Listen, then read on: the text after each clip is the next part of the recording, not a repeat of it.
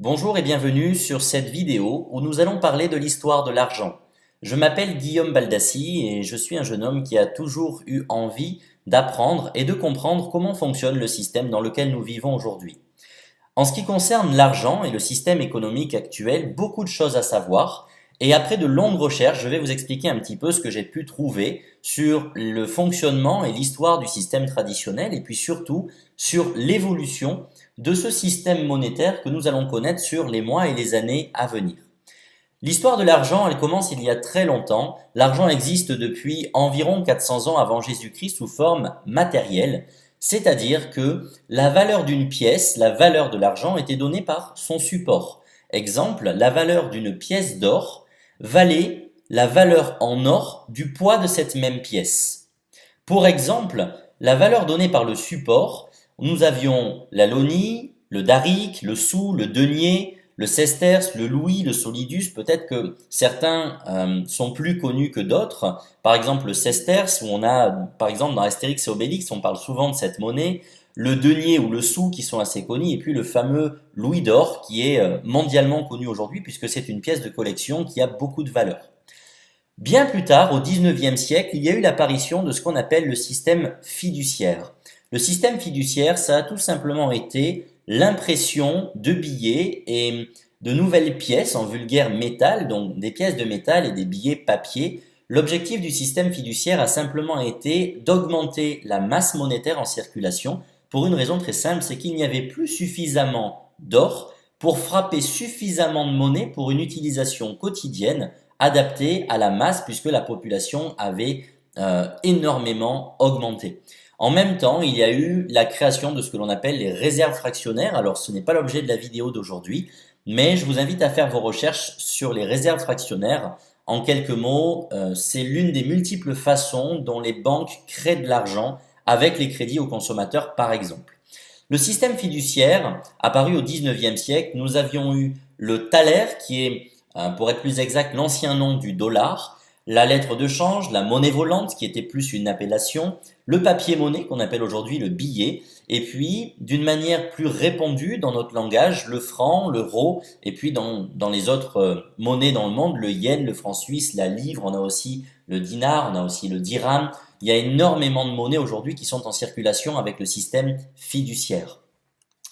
Maintenant, il y a eu la Première Guerre mondiale. Comme toute guerre, il y a une crise économique qui se crée avec chaque guerre. C'est juste un détail dans la chronologie des événements. Puis, le 15 août 1971, le gouvernement américain, avec le président Nixon, a décidé d'annuler la convertibilité de la monnaie en or. Alors, qu'est-ce que ça veut dire qu'annuler la convertibilité de la monnaie en or? C'est-à-dire que l'argent, le système fiduciaire, le billet, n'avait plus de contre-valeur en or. D'accord? En même temps, il y a eu une dématérialisation des titres boursiers, puis la fin des accords de Bretton Woods. Alors, je vais pas m'étendre sur le sujet, mais de la même façon, je vous invite à faire vos recherches pour compléter un petit peu ces informations, sinon ce serait beaucoup trop long. À partir du 15 août 1971, la valeur de l'argent ne repose plus sur rien puisqu'on a annulé la convertibilité, c'est-à-dire que l'argent devient ni plus ni moins qu'une convention sociale, un vulgaire score. L'argent n'a absolument plus de valeur, mis à part la valeur du métal dans lequel est frappé les pièces et la valeur du papier sur lequel est imprimé les billets.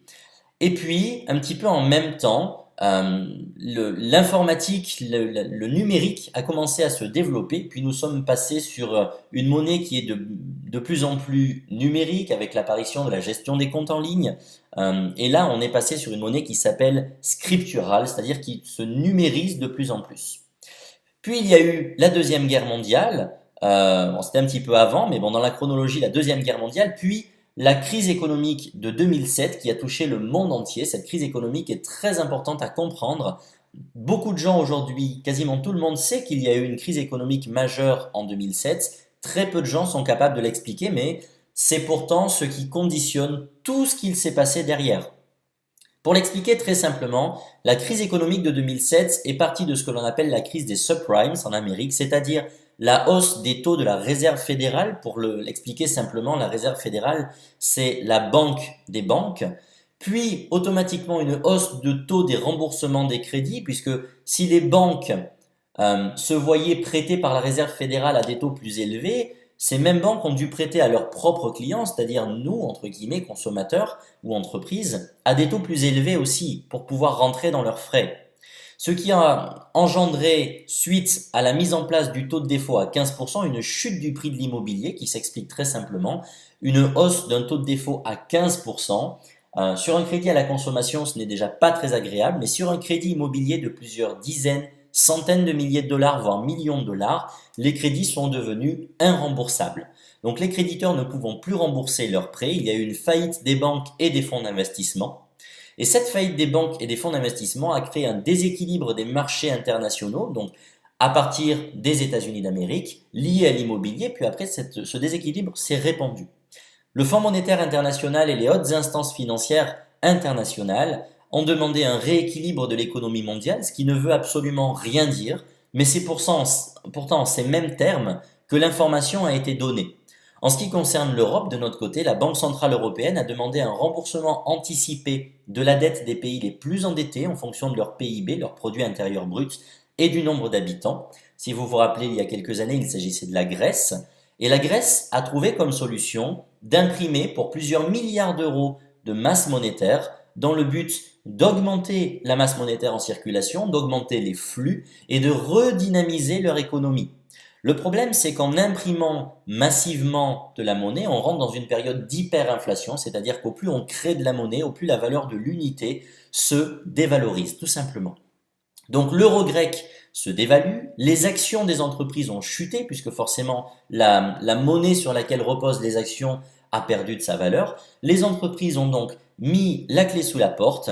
Les liquidités grecques sont donc sorties du pays pour une raison très simple, c'est que les Grecs ne se sont pas pour autant arrêtés d'acheter des produits et des services. Ils ont continué, mais puisqu'il n'y avait plus d'entreprises grecques, ils ont acheté leurs produits et leurs services à l'import. Et donc les liquidités sortent du pays. Au revoir la Grèce, la crise a atteint l'Europe, puis s'est internationalisée.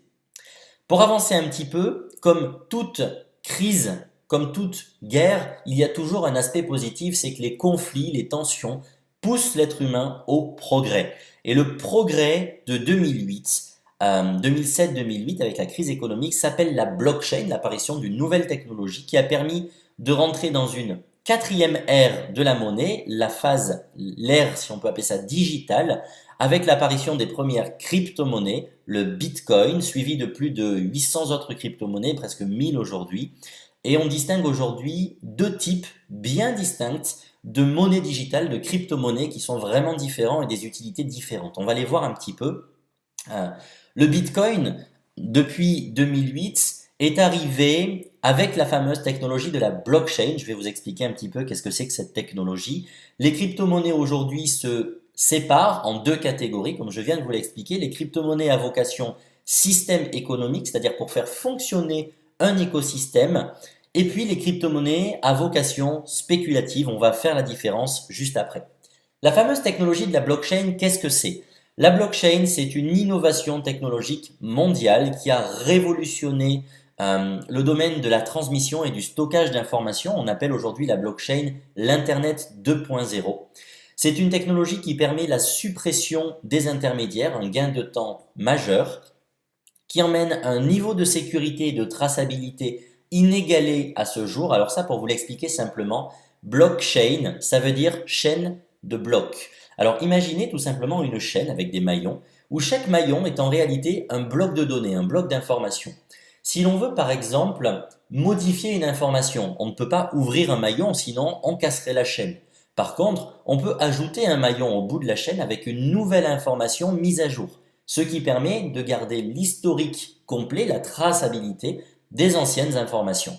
Voilà comment fonctionne la blockchain aujourd'hui. C'est une technologie qui peut s'utiliser dans absolument tous les domaines. La technologie de la blockchain est utilisée aujourd'hui sur environ 93% des banques, par plus de 70% des assurances, par la grande majorité des multinationales, par beaucoup d'instances gouvernementales, des entreprises auxquelles on achète de multiples produits et services au quotidien, fonctionne avec la technologie de la blockchain. L'avenir de la blockchain permettra par exemple de faire en sorte qu'une vente immobilière puisse se passer d'acte notarial, puisqu'on a une validation, une certification par les masses, la blockchain étant utilisée non pas par une instance mais par une communauté. Deuxièmement, la blockchain aujourd'hui, c'est une technologie qui est de plus en plus étudiée par le domaine de l'automobile, puisque ça permettrait de se passer de carnet d'entretien et d'assurer une garantie. Je m'explique, un véhicule qui est vendu avec la technologie blockchain, il ne pourrait pas y avoir de fraude au kilométrage, de fraude à l'entretien, de fraude aux révisions, ce qui permettrait d'avoir un produit beaucoup plus sûr, beaucoup plus sécurisant, des assurances qui fonctionneraient beaucoup mieux et puis surtout un produit, en l'occurrence le véhicule, qui pourrait se vendre beaucoup plus cher. Pour l'expliquer un petit peu, voilà le système traditionnel qu'on appelle un système centralisé. Si vous êtes l'un des petits points et que je suis un autre des petits points, admettons que je veuille vous faire un virement bancaire, il faut que je passe par ma banque passe par votre banque et votre banque vous fait le virement. Si on fonctionne avec un système de blockchain, un système peer-to-peer, ça permettrait que je puisse vous faire un virement sans intermédiaire, sans passer par des banques, sans frais par exemple, sans perte de temps. C'est quelque chose qui est immédiat et qui va être contrôlé, sécurisé, attesté par le phénomène de masse puisque la communauté va utiliser la blockchain. Cette blockchain a donné le jour à une nouvelle façon de fonctionner au niveau de l'argent, d'accord, une nouvelle ère économique qui s'appelle les crypto-monnaies. Les crypto-monnaies, on l'a vu, il y en a deux sortes, des crypto-monnaies à vocation spéculative et les crypto-monnaies à vocation système économique. Ça, c'est un tableau qui est extrêmement important à comprendre puisque la majorité des gens aujourd'hui qui s'intéressent un petit peu au domaine de la finance vont automatiquement tomber sur la crypto-monnaie. Et il est important de comprendre comment ce système se dédouble, ce qui n'est absolument pas le cas du système fiduciaire ou scriptural actuel. Un exemple de crypto-monnaie spéculative, il y a le Bitcoin, l'Ethereum, le Litecoin, le Ripple, le Dash, il y a également le Dogecoin, le Monero, il y en a plein aujourd'hui. La quasi-totalité des crypto-monnaies actuelles sont des produits de spéculation. D'accord, presque 99,8% des crypto-monnaies sont des produits de spéculation aujourd'hui. Les crypto-monnaies à vocation système économique, il y a aujourd'hui le OneCoin, qui est une crypto-monnaie qui est de plus en plus connue et qui a fait ses preuves, mais il y a aussi d'autres crypto-monnaies qui sont en cours de développement aujourd'hui, de nombreux projets qui arrivent. Bien évidemment, le OneCoin ne sera pas la seule crypto-monnaie à vocation système économique, il y en aura beaucoup d'autres. Maintenant, ce qui est important à comprendre, c'est la différence de fonctionnement entre ces différentes crypto-monnaies. Une crypto-monnaie à vocation spéculative sera décentralisée de toute instance gouvernementale, bancaire, sociale et juridique, tandis qu'une crypto-monnaie à vocation système économique sera décentralisée uniquement du système bancaire traditionnel, mais aura par contre un cadre social, juridique et fiscal, une légifération et une centralisation de sa gestion au sein d'une société qui va cadrer son développement, qui va amener une structure, qui va amener un suivi. D'accord? Ça, c'est une chose qui est extrêmement importante pour l'utilisation d'un système. On va faire une petite conclusion tout à l'heure, vous allez bien comprendre pourquoi. Une crypto-monnaie à vocation spéculative est presque systématiquement cotée en bourse et sa valeur varie en fonction de l'offre et de la demande, donc très spéculative et très volatile. Tandis qu'une crypto-monnaie à vocation système économique entre en bourse généralement une fois le système stable et fonctionnel, c'est-à-dire que la monnaie est utilisable. La question à se poser, est-il intéressant de disposer d'une monnaie si on ne peut pas l'utiliser? Oui, pour en faire du trading. Dans un système économique, une monnaie non utilisable n'aurait pas de valeur, tout simplement. Et donc la valeur serait donnée par la communauté. Un point encore, avec une crypto-monnaie à vocation spéculative, les transactions sont anonymes, inidentifiables et intraçables. Je vais vous prendre un petit exemple. Il y a quelques mois, on a entendu parler, ça a été très médiatisé, de cyberattaques, des piratages informatiques qui ont touché de grandes multinationales. Les rançons de ces cyberattaques ont été demandées en Bitcoin. Cela a permis de mettre trois éléments en surface. Le premier élément, c'est que le Bitcoin a énormément de valeur pour une raison simple. Les hackers informatiques, ces pirates d'un tel niveau, n'auraient jamais demandé une rançon dans une monnaie qui ne vaut rien. Deuxièmement, le Bitcoin peut éventuellement être utilisable. D'accord? Pourquoi? Parce que, même chose, des hackers de ce niveau-là n'auraient jamais demandé une rançon dans une monnaie qui ne peut pas être utilisée ou avec laquelle on ne peut pas faire de l'argent, c'est-à-dire du trading. Mais pourquoi est-ce qu'ils ont demandé du Bitcoin? Parce qu'ils étaient certains qu'on ne pourrait jamais les retrouver, car les transactions sont anonymes, inidentifiables et intraçables. Alors la question qui se pose, elle est très simple. Pensez-vous que le système économique de demain peut utiliser une monnaie sur laquelle nous n'avons absolument aucun visuel? Bien entendu, non. Les crypto-monnaies à vocation système économique disposent d'une procédure qui s'appelle le KYC, Know Your Customer, qui veut dire suivre son client. C'est une procédure d'identification, de traçabilité et de sécurité qui est en principe directement intégrée dans la blockchain et qui permet d'avoir une transparence totale. C'est une procédure aujourd'hui qui est essentielle au fonctionnement d'une crypto-monnaie avec des instances gouvernementales, des instances bancaires, des multinationales. D'accord?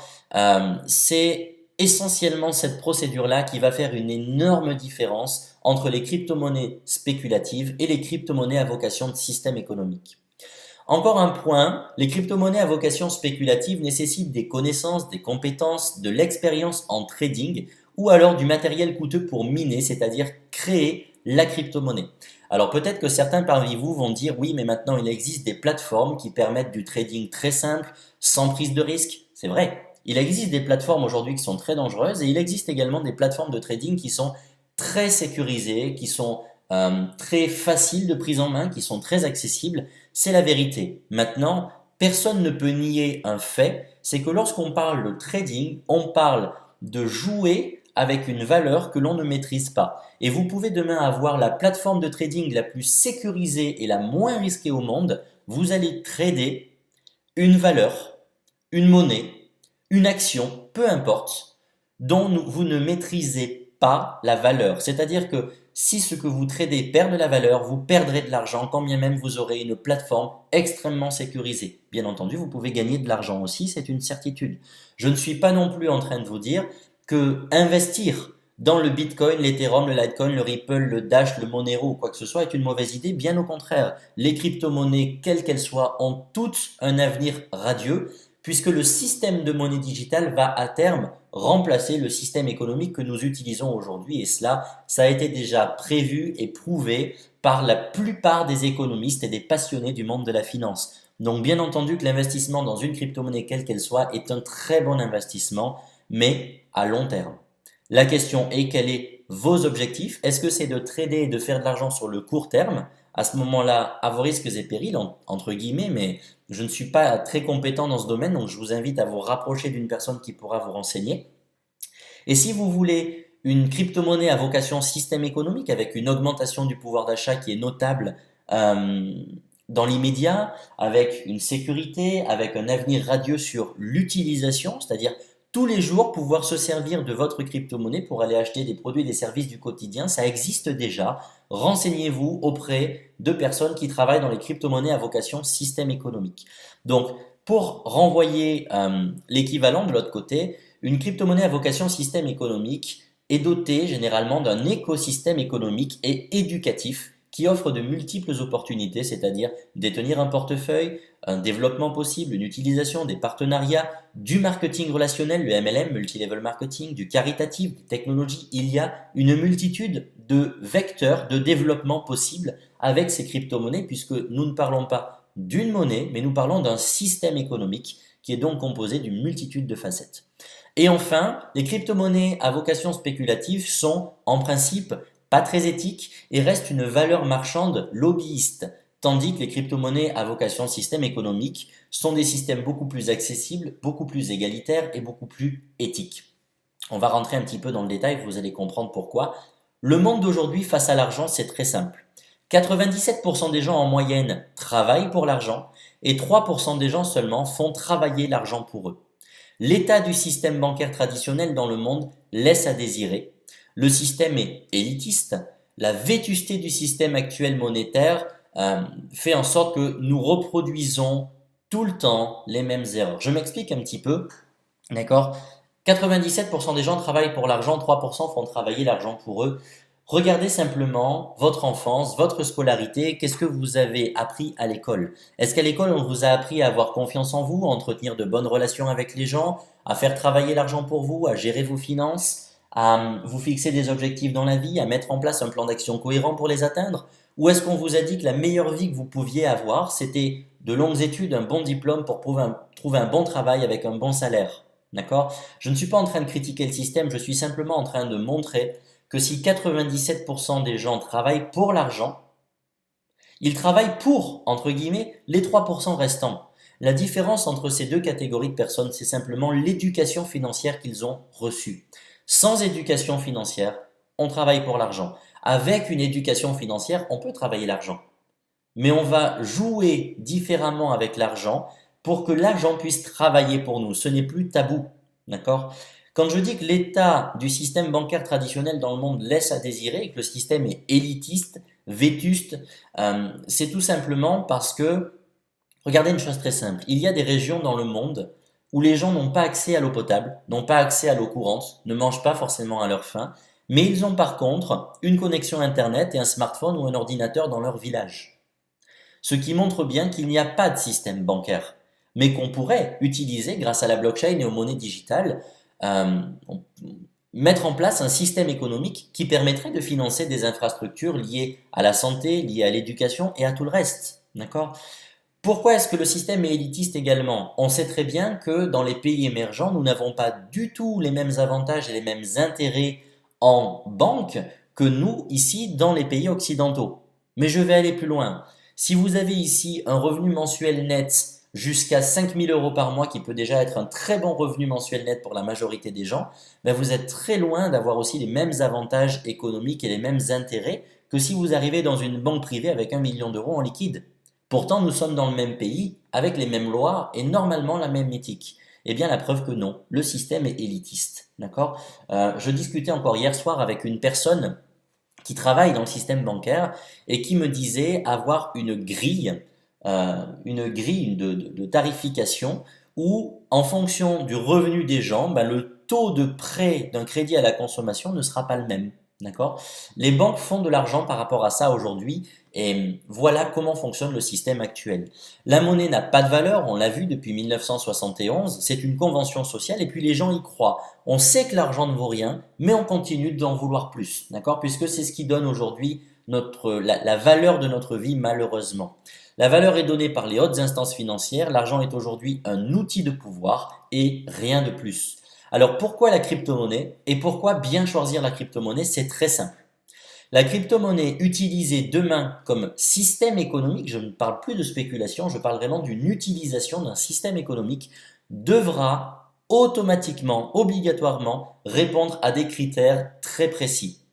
Éduquer les utilisateurs à une meilleure vision de la finance. Pourquoi? Parce que si on met en place un nouveau système et que les gens n'ont pas d'éducation financière, on va à nouveau reproduire les mêmes schémas mentaux et donc reproduire les mêmes erreurs.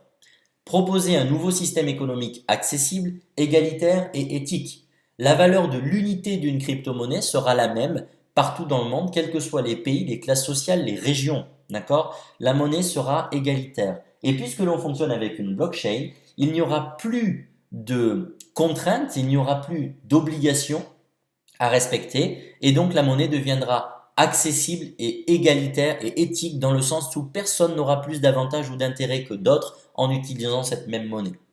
Donner accès à un système bancaire à toutes les classes sociales de partout, on vient d'en parler, proposer de nouveaux moyens de paiement digitaux et de meilleurs outils aux entreprises avec un écosystème novateur, mais qui a déjà fait ses preuves, puisque l'on sait aujourd'hui que la crypto-monnaie fonctionne depuis en moyenne 2009-2010, qu'elle prend de la valeur, que le système fonctionne, et qu'on peut aujourd'hui se servir de la crypto-monnaie pour payer toutes sortes de produits et de services au quotidien, en utilisant bien entendu une crypto-monnaie qui a une procédure de KYC, un cadre social, juridique et fiscal, et qui est légiférée, bien entendu.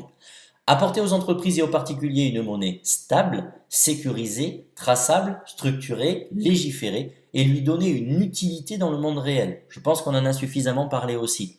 Créer une communauté qui donnera la valeur à sa monnaie, valeur donnée par la communauté, pas forcément par l'offre et la demande et certainement pas par les hautes instances financières ou les lobbies.